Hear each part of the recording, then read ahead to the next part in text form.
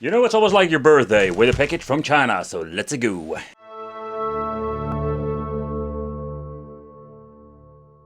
So this thing has an HD situation going on, but no FPGA emulation so far I know.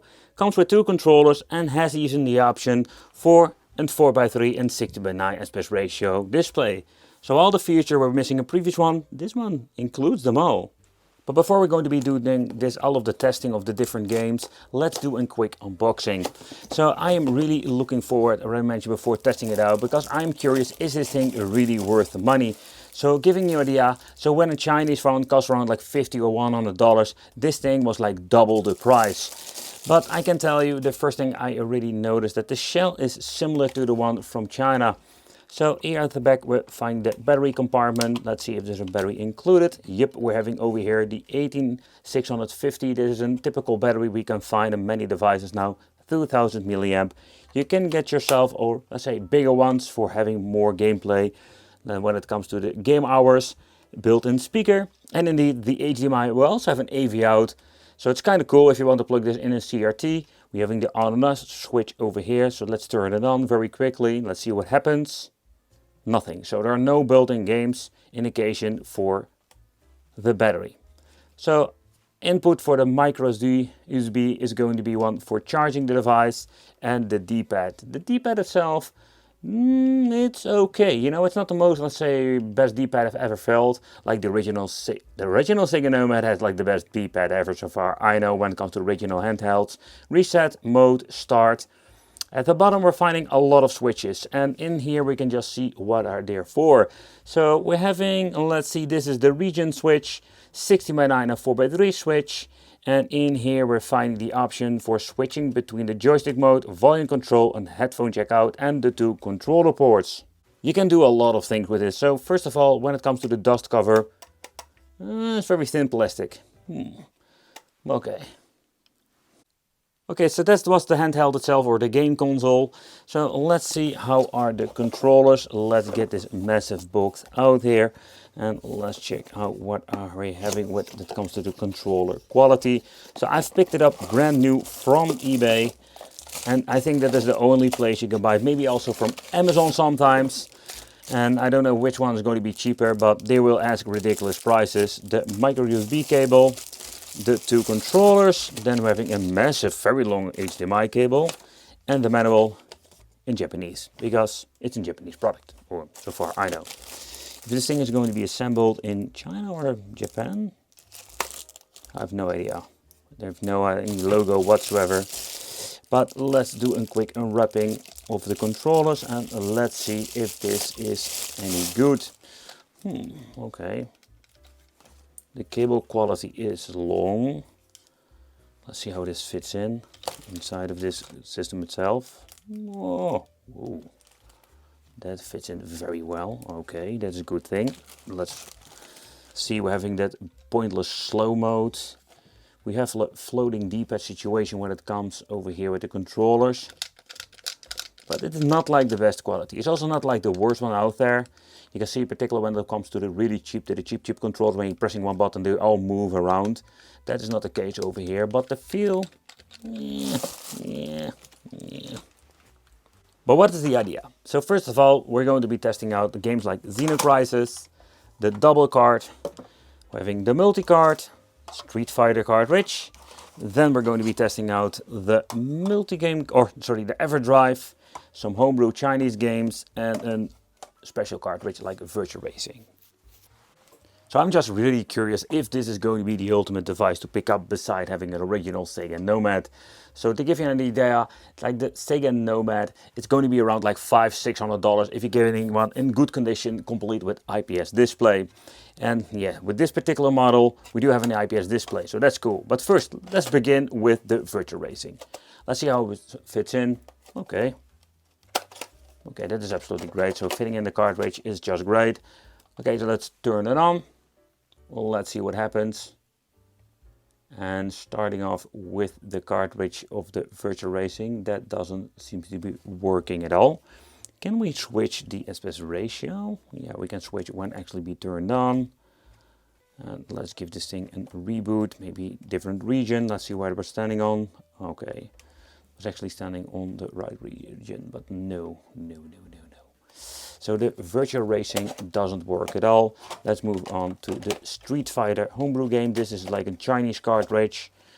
It fits slightly different, but that's normal because the cartridge itself is absolutely different quality. Let's see what happens with this particular one.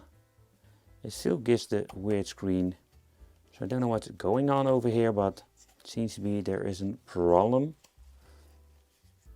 Okay, let's turn it on then on a different region. Let's see if we're having a different result. Yep, there we go. So they didn't solve with the virtual racing, but we did have this thing going on. Okay, north and southern. So we do have the message, so it seems to be that still on the different region. That's kind of weird. So let's mess around with it a little bit more. Let's see if I can finally manage to boot up the game itself. It does showcases. Yep, there we go. It's kind of weird that I needed to reboot it. So it fits in perfectly. So there was no problem there. It did manage to freeze, so that is one thing. It's not like 100% shockproof. If you're going to be touching it or whatsoever, it can be a problem in the future. Okay, so let's check out if we can reset it, but that doesn't work. Let's see how that part actually works out when it comes to this device. And we do have the error message again. Yep, the strange screen. I'm guessing this is just a problem with the cartridge slot. Let's turn it on back again and let's see if that is going to be a different result. Yep, it is. I'm really curious how this is going to be sounding. So, okay, the first thing I wanted to check out is the volume control. I'm not really satisfied with the overall audio quality. It always goes so, let's say, it feels not like it should be. I didn't understand why they went for 2 cartridges. That would be so cool. Okay, so let's get into the game and let's see how the overall emulation or gameplay is going to be.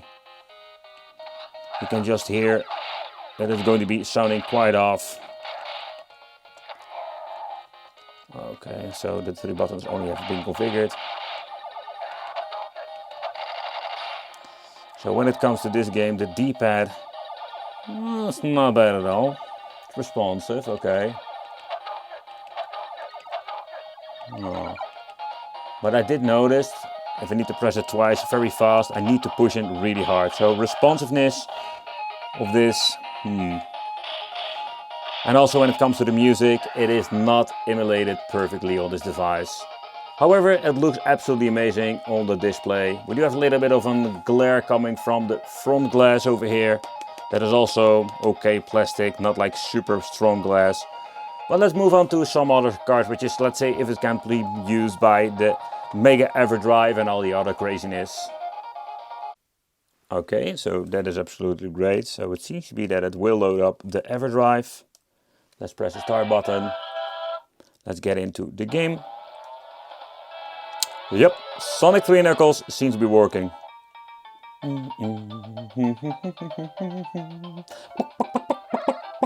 Sorry, needed to do that. Okay, so when it comes to, let's say, the over emulation, yep. Some sound effects are slightly different. But so for the Everdrive part, that seems to be working fine. So let's move on to the original combination cartridges and let's see if we can actually use that. Or shall we play a little bit more? Yeah, let's play a bit.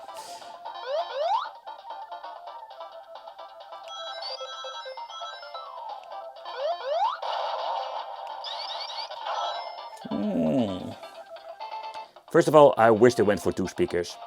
That sounds louder, better. Alright, so this is a very interesting and strange thing going on. Normally you're getting this when you're going to be putting a cartridge in the cartridge slot that doesn't have any support whatsoever. Okay, so let's try that again. Okay, that's much better. Let's see if the multi-cartridge works. Alright, so that seems to be working. So there was more like a problem with the connection over here. Okay, so that's great. Same result like with the flash card, but I just wanted to see if this combination works. But there is a problem with this device I didn't mention before because I didn't realize it until now. So when you're going to actually be booting this thing up, you get the message like, hey, this is not the right system or the region. I was thinking, okay, that is nothing new, we have seen it before. But I was looking at it and it says OJ or the Japan, or I'm guessing the O stands for the US market games. But the main problem is that if we're going to be switching, it seems to be that there's no functionality for PAL games. But it's kind of weird, by the way, because this is actually a PAL game. This is actually a Genesis game or a homebrew game. And yeah, that's going to be a problem. So yeah, this thing does have limitation when it comes to the PAL markets. By the way, I hate PAL games, so that is going to be mattering, but I just wanted to showcase that it will have limitations. But let's move on into the multi-game card situation. Oh, that sound. But okay, so anything, let's see if we can actually start up the Street Fighter game from here. Okay, so let's see if that's going to be working. Alright.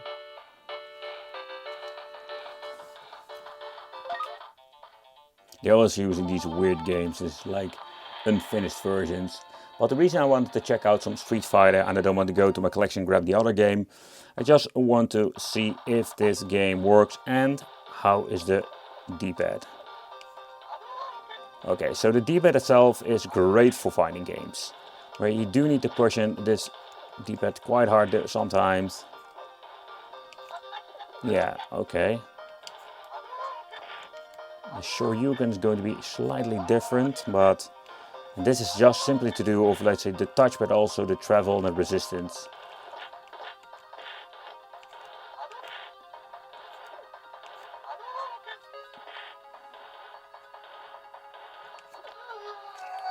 But so far so good. And the final game I wanted to check out is some Xeno Crisis, the game that I purchased for every single system, including my Neo Geo. Don't know why, because I'm completely addicted to the game and I just wanted to have it on every platform, including my Mega Drive. And it's just fun to showcase in some videos. Okay, so this is kind of cool that it actually works, because this game is perfectly played when you're going to having a 6-button controller. So you can just see that I'm going to be using the 4 buttons at the right over here for navigating what kind of direction I want to shoot, one for gesturing and one for the grenade. And this is the ultimate way to just play some games. I love it. And that's one of the reasons why I loved having the Sega Genesis with the 6-button controllers most of the time. And where I noticed the music didn't sound that right when it comes to, let's say, the other games. I don't really mind it when it comes to, let's say, the Xeno Crisis game. That sound effect is not like it should be. Okay, but let's pause the game and let's hook it up to the HDMI functionality and let's check out how that actually works out. Alright, so what we're going to be doing is plugging this thing in, if it's going to be automatically booting up. So the monitor has been set to standby. So it automatically shuts down the display here and will go to the monitor. But will it also accept the aspect ratio? Yes, it does. So that is amazing. Oh, can we adjust the volume here? No. No, it just automatically blasts to the 100%. Another thing I wanted to check out is actually how does it work with the controller. Can we just plug it in? Let's try that. I think this is controller port number 1. Let's plug it in and let's see. I think that is not going to be working, or is it just on another port? Let's see. Doesn't show. Okay. No, that's a little bit of an annoying thing. Oh wait, yep, sorry, I have a brain fart. Completely forgot about it. You know that switch over here? I think that's the controller port that we're going to be needing. Let's plug it back in here. All right. That is the thing. All right. And this is actually another cool way to play.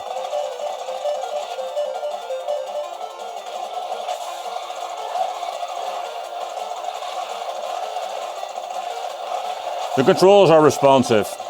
I must give them that. Particularly when you want to shoot in different directions. It's perfect. The IPS 16-bit Pocket MD HD. It's not really a disappointing situation over here. No, not at all. After seeing the picture on eBay, I do have an idea what we're going to be getting. And this is more like a Chinese clone, but the overall thing looks absolutely better. So when it comes to the controls and everything else, I really enjoyed myself playing some Xeno Crisis. The controls are working just fine, and the combination with the HDMI functionality is absolutely great. Nothing beats the original Sega Nomad, but yeah, I think it's a very cool new generation device. But is it really worth the price?